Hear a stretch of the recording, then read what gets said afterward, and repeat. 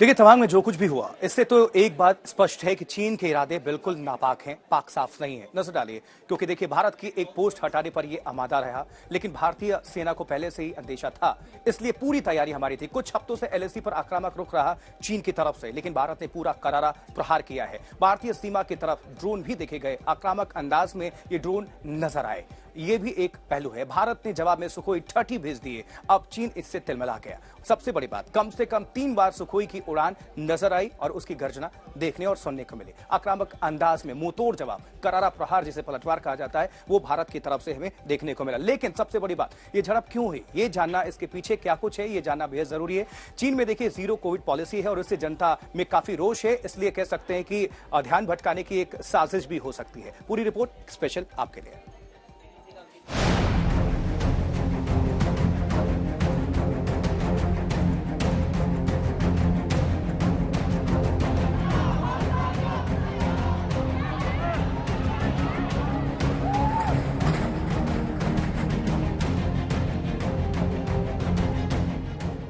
Xi Jinping की ताजपोशी के बाद से ही एलएसी पर चीन की तरफ खतरा बढ़ने की आशंका थी, जिसे 9 तारीख को हुई झड़प ने सही साबित कर दिया।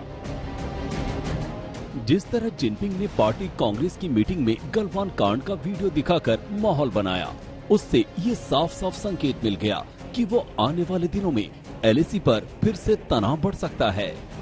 इसके अलावा शी जिनपिंग ने युद्ध की तैयारियों को लेकर भी बयान दिया।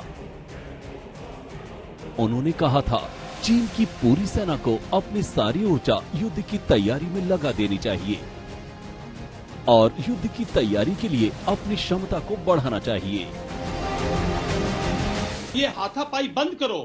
जिस दिन भारतीय सैनिक को आप बोल दोगे कि चाइना एक कदम अंदर रखता है, उसको shoot him, use military method, use military weapons, China एक कदम आगे नहीं रख सकता। 1967 से 1986 तक इसी टेरिटरी में, इसी एलएसी पर चाइना ने एक वायलेशन नहीं की, क्योंकि उनको 1967 में मुंह तोड़ ऐसा सबक सिखाया था कि उन्होंने कभी नहीं किया। जब उन्होंने 1986 में किया, तब भी भारत ने ऐसा ही एक्शन लिया था 1986 में, तभी जाके 1993 की और 1996 की ट्रीटी साइन की थी उसने।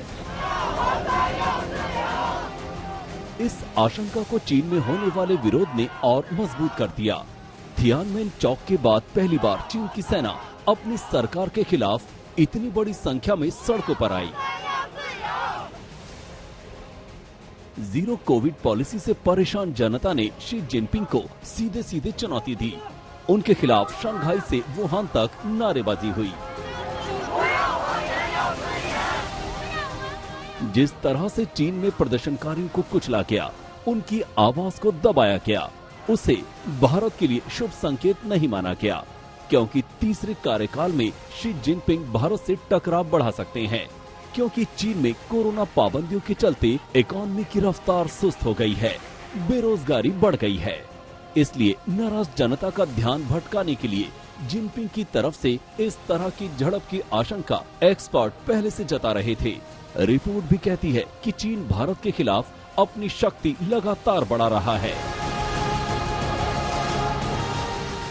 हाल ही में जैसे पेंटागन के अनुसार चीन के पास परमाणु मिसाइलों को जमीन, समुद्र और हवा से लॉन्च करने की क्षमता हासिल कर ली है। परमाणु वैज्ञानिकों के बुलेटिन के अनुसार चीन के पास लगभग 350 परमाणु हथियार हैं, जो शीत युद्ध के दौरान बनाए गए चीनी हथियारों से 2 गुना है।